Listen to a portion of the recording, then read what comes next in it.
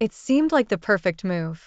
A quaint, old-fashioned house on Blackwood Lane, away from the bustling noise of the city. The Thompsons, an ordinary family of four, were thrilled. There was James, the logical father, always with a book in hand or deep in thought. Maria, the nurturing mother, loved filling their new home with warmth and the smell of freshly baked cookies. Emma, the inquisitive 12-year-old, had a knack for uncovering secrets, and little Daniel, who at 6, saw the world through an innocent yet vigilant lens. However, happiness in their newfound abode didn't last long. They first noticed it on the third night, a faint, rhythmic tapping coming from the walls. James dismissed it as the house settling. Maria was uneasy but brushed it off as one of the quirks of an old house.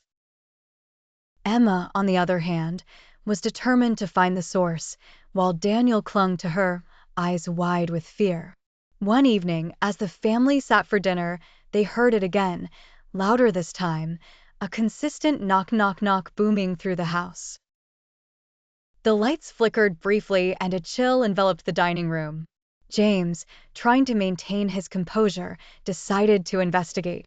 With a flashlight in hand, he traced the noise to the basement door, which seemed to resonate with each knock. Hesitant yet resolute, he descended into the darkness.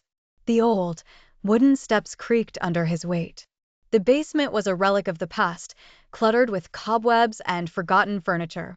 At the far end of the room, there was an old, enormous wardrobe. As James approached, the knocking grew louder, more frantic. He hesitated. With a rush of adrenaline, he flung the doors open, only to reveal emptiness. Maria, worried sick, followed James with Emma and Daniel in tow.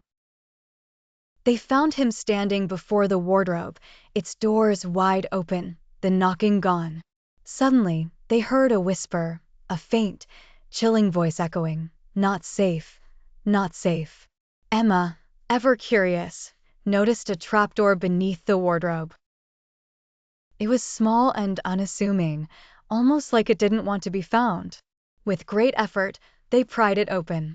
The air that escaped was acrid, stale with decades of neglect. Below, steep stairs led into utter darkness.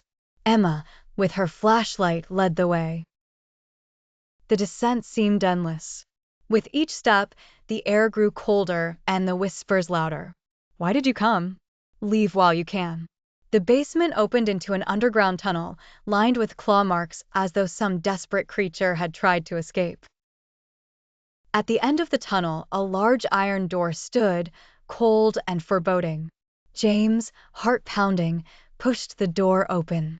Inside was a small room, lit by a single, flickering bulb hung from the ceiling.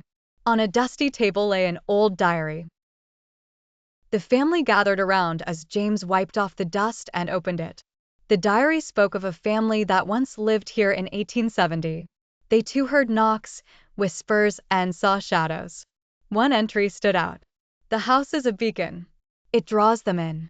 Leave before they come." Before they could react, the bulb flickered out, plunging them into darkness. A bone-chilling breeze swept through the room, extinguishing their flashlight. The air was filled with the distinct sound of whispering voices, growing louder and more insistent. Hands cold as ice seemed to brush against their skin. "Run, run," the voices chanted. Panic overwhelmed the family. They bolted back through the tunnel, scrambling up the stairs and slammed the trapdoor shut. They evacuated the house that very night, leaving everything behind. Though they never spoke of it again, the Thompsons would always remember the shadows that lurked within the house on Blackwood Lane.